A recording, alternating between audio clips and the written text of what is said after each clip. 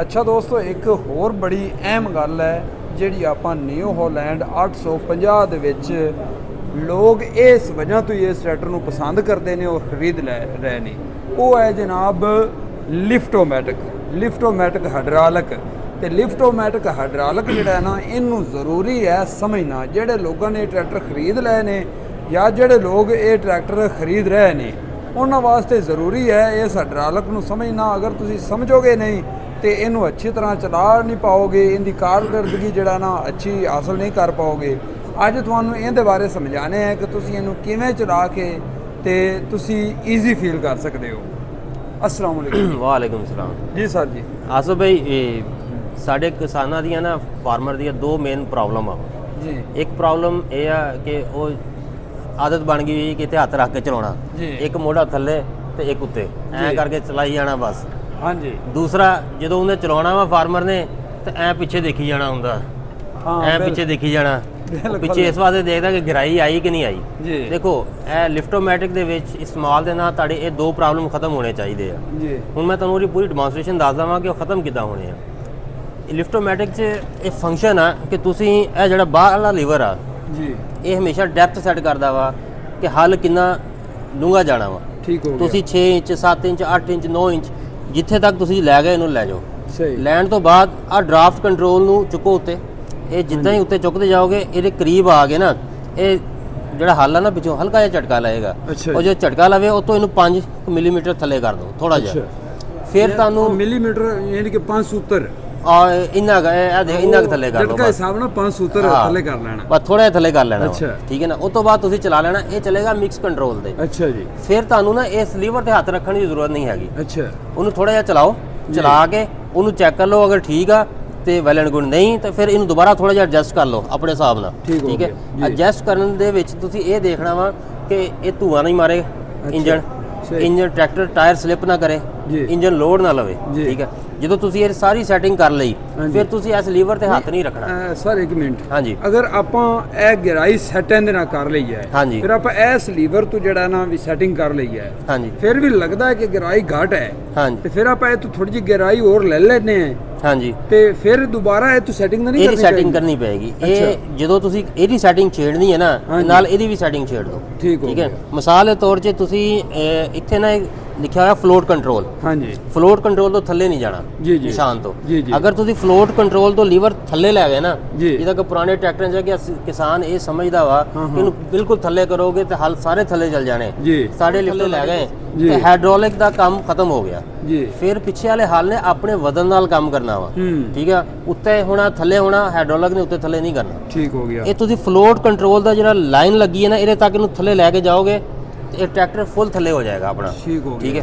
ਉਸ ਤੋਂ ਬਾਅਦ ਤੁਸੀਂ ਇਸ ਲੀਵਰ ਨੂੰ ਆਪਰੇਟ ਕਰੋਗੇ, ਜਿੱਥੇ ਉਹ ਹਲਕਾ ਜਿਹਾ ਜਰਕ ਦੇਵੇ, ਝਟਕਾ ਦੇਵੇ, ਤੋਂ ਥੋੜਾ ਥੱਲੇ ਕਰ ਦਿਓ। ਅੱਛਾ, ਇਹ ਤਾਂ ਕੁਝ ਥੋੜੀ ਜਿਹੀ ਮੇਰੀ ਸਮਝ ਵਿੱਚ ਗੱਲ ਆਈ ਕਿ ਕਾਫੀ ਲੋਕ ਇਹ ਗਲਤੀ ਕਰਦੇ ਨੇ ਕਿ ਇਸ ਲੀਵਰ ਨੂੰ ਫੁੱਲ ਥੱਲੇ ਦਬਾ ਦਿੱਤਾ।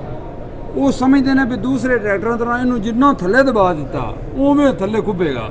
ਉਹ ਜਦੋਂ ਥੱਲੇ ਫੁੱਲ ਲਗਾ ਦਿੰਦੇ ਨੇ ਫਿਰ ਉਹ ਇਹਦਾ ਕੰਮ ਹੋ ਗਿਆ ਖਤਮ ਹੋ ਜਾਂਦਾ। ਇਹਨੇ ਸਿਰਫ ਉਸ ਔਜ਼ਾਰ ਦੇ ਵਜ਼ਨ ਤੇ ਚੱਲਣਾ ਹੈ। ਹਾਂਜੀ, ਔਜ਼ਾਰ ਦੇ ਵਜ਼ਨ। ਜ਼ਮੀਨ ਪੱਕੀ ਆਏਗੀ ਉੱਤੇ ਹੋ ਜਾਏਗਾ, ਕੱਚੀ ਆਏਗੀ ਤੇ ਥੱਲੇ ਹੋ ਜਾਏਗਾ। ਉਹ ਲੋਕ ਕਹਿੰਦੇ ਨੇ ਵੀ ਜਿਹੜਾ ਨਾ ਥੱਲੇ ਨੱਪ ਨਹੀਂ ਰਿਹਾ, ਇਹਨੂੰ ਆਪਾਂ ਉਸ ਜਿਹੜੀ ਲਾਈਨ ਤੁਸੀਂ ਦੱਸ ਰਹੇ ਹੋ ਉਹਦੇ ਤੋਂ ਉੱਤੇ ਰੱਖਣਾ ਹੈ। ਉੱਤੇ ਰੱਖਣਾ। ਠੀਕ ਹੈ ਜੀ। ਠੀਕ ਹੈ ਨਾ। ਜ਼ਬਰਦਸਤ ਹੋ ਗਿਆ। ਤੁਸੀਂ ਇਹ ਡੈਪਥ ਸੈੱਟ ਕਰ ਲਈ, ਸੈੱਟ ਕਰਕੇ ਇਹਨੂੰ ਮੇਨਟੇਨ ਕਰ ਲਿਆ।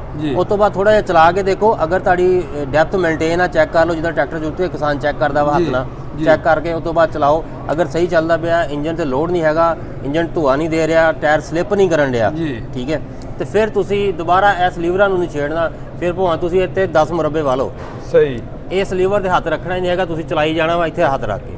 ਹਾਂ, ਜਿੱਥੇ ਤੁਸੀਂ ਮੁੜਨਾ ਵਾ ਉਦੋਂ ਤੁਸੀਂ ਆਟੋਮੈਟਿਕ ਲਿਫਟ ਕੰਟਰੋਲ ਜਿਹੜਾ ਬਟਨ ਇਹ ਚੁੱਕਣਾ ਵਾ। ਠੀਕ ਹੋ ਗਿਆ। ਠੀਕ ਹੈ। ਇਹਨੂੰ ਚੁੱਕੋਗੇ, ਦਬਾਓਗੇ ਤਾਂ ਹਲ ਥੱਲੇ ਚਲਾ ਜਾਏਗਾ, ਇਹਨੂੰ ਚੁੱਕੋਗੇ ਤਾਂ ਹਲ ਉੱਤੇ ਆ ਜਾਏਗਾ। ਇਹਦਾ ਸਭ ਤੋਂ ਵੱਡਾ ਫਾਇਦਾ ਇਹ ਹੋਏਗਾ ਕਿ ਆਪਣਾ ਕਿੱਲੇ ਦਾ ਪਲਾਟ ਹੋਏ, 10 ਕਿੱਲਿਆਂ ਦਾ ਹੋਏ, ਉਹ ਇੱਕੇ ਲੈਵਲ ਤੇ ਵਹੇਗਾ। ਹਾਂਜੀ, ਇੱਕ ਲੈਵਲ ਤੇ ਚੱਲੇਗਾ। ਇਹ ਨਹੀਂ ਹੋਵੇਗਾ ਕਿ ਕਿਸੇ ਜਗ੍ਹਾ ਤੇ ਟਿੱਬੀ ਬਣੀ ਪਈ ਹੈ ਜਾਂ ਤੁਸੀਂ ਅਗਰ ਉਗੇਲਾ ਆ ਗਿਆ ਤੇ ਆਪਾਂ ਉਹਦੇ ਨਾਲ ਚੱਕਣੇ ਆ, ਫਿਰ ਉਹ ਆਪਾਂ ਇੱਕ ਫੇਰਾ ਤੇ ਐਵੇਂ ਲੰਘ ਜਾਂਦਾ ਕਿ ਮੈਂ ਕਿੱਥੇ ਵਾਰ ਰਿਹਾ ਸੀ। ਬਿਲਕੁਲ ਲੈਵਲ ਬਣਦਾ। ਇਹ ਫੌਰੀ ਜਿਹੜਾ ਹੈ ਨਾ ਉਸੇ ਜਗ੍ਹਾ ਤੇ ਚਲਾ ਜਾਂਦਾ, ਉਸੇ ਜਗ੍ਹਾ ਤੇ ਚੱਲ ਜਾਏਗਾ। ਹੁਣ ਜਦੋਂ ਤੁਸੀਂ ਲੀਵਰ ਸੈੱਟ ਕਰ ਲਿਆ ਤਾਂ ਹੱਥ ਉੱਠ ਗਿਆ, ਇਹ ਮਸਲਾ ਤੁਹਾਡਾ ਖਤਮ ਹੋ ਗਿਆ। ਬਾਰ-ਬਾਰ ਇਹਦੇ ਹੱਥ ਰੱਖਣ ਦਾ। ਜੀ। ਦੂਸਰਾ, ਜਦੋਂ ਤੁਸੀਂ ਡੈਪਥ ਸੈੱਟ ਕਰ ਲਈ, ਉੱਤਰ ਕੇ ਇੱਕ ਦਫਾ ਚੈੱਕ ਕਰ ਲਈ ਕਿ ਡੈਪਥ ਬਰਾਬਰ ਆ ਗਈ ਆ, ਜੀ। ਫਿਰ ਤੁਹਾਨੂੰ ਬਾਹਰ ਮੁੜ ਕੇ ਡੈਪਥ ਚੈੱਕ ਕਰਨ ਦੀ ਵੀ ਜ਼ਰੂਰਤ ਨਹੀਂ ਹੈਗੀ। ਸਹੀ। ਤੁਹਾਡੇ ਦੋਨੋਂ ਮਸਲੇ ਕਵਰ ਹੋ ਜਾਣਗੇ। ਹਾਂਜੀ। ਠੀਕ ਹੈ। ਤੇ ਇਹ ਦੋ ਤਰੀਕੇ ਆ ਜਿਹੜੇ, ਜਿਸ ਤਰੀਕੇ ਨਾਲ ਤੁਸੀਂ ਕਿਸਾਨ ਦੇ ਦਰੀਨਾ ਮਸਲੇ ਜਿਹੜੇ ਆ ਉਹ ਖਤਮ ਹੁੰਦੇ ਆ। ਹਾਂਜੀ।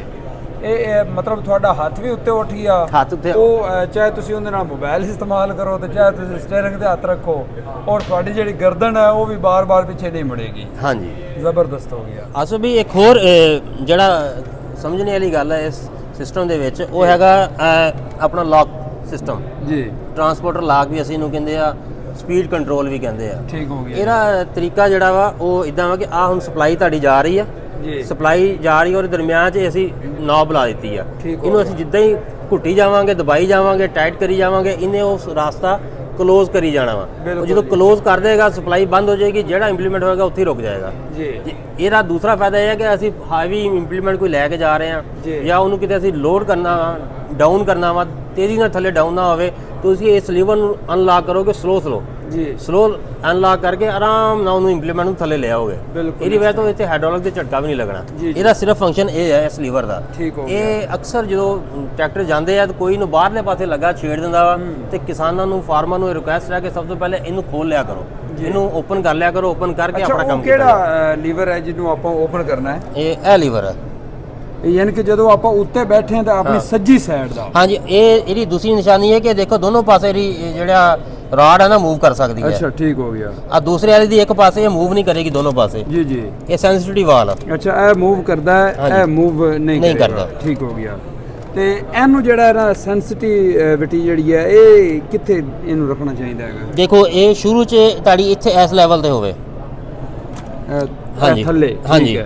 ਫਿਰ ਜਦੋਂ ਤੁਹਾਨੂੰ ਇਹ ਫੀਲ ਹੋਵੇ ਕਿ ਤੁਹਾਡਾ ਜਿਹੜਾ ਟਰੈਕਟਰ ਆ ਉਹ ਥੋੜਾ ਝਟਕੇ ਲੈ ਰਿਹਾ ਵਾ, ਜਾਂ ਉਹਦੀ ਸੈਂਸਿਟੀਵਿਟੀ ਕੀ ਕਹਿੰਦੇ ਆ, ਜੀ, ਦੇਰ ਨਾਲ ਰਿਸਪੌਂਸ ਕਰਦਾ ਪਿਆ ਵਾ, ਤੁਸੀਂ ਇਹਨੂੰ ਆਪਣੇ ਮੁਤਾਬਿਕ ਸੈੱਟ ਕਰ ਲਓ।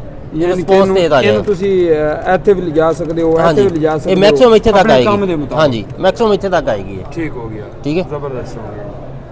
Very good.